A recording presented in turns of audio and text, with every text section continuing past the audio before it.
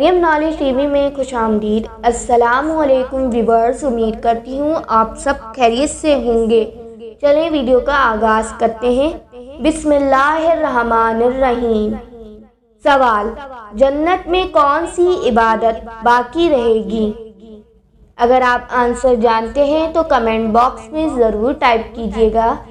Right answer: نکاح کی عبادت۔ سوال: دوزخ کے کتنے دروازے ہیں؟ اگر آپ آنسر جانتے ہیں تو کمنٹ باکس میں ضرور ٹائپ کیجیے گا۔ رائٹ آنسر: 7 دروازے ہیں۔ سوال: قرآن پاک کی سب سے عظیم آیت کون سی ہے؟ ریڈ بٹن دبا کر چینل کو ضرور سبسکرائب کیجیے گا۔ رائٹ آنسر: آیت کرسی۔